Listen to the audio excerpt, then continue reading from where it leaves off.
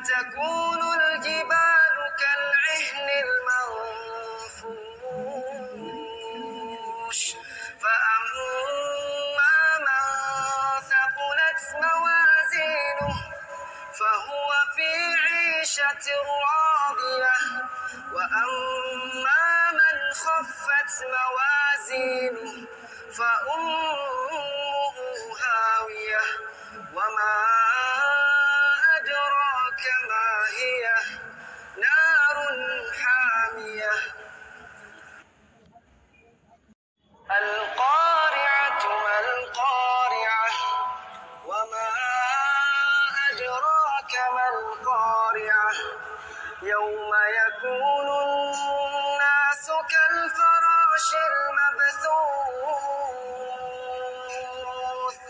وتكون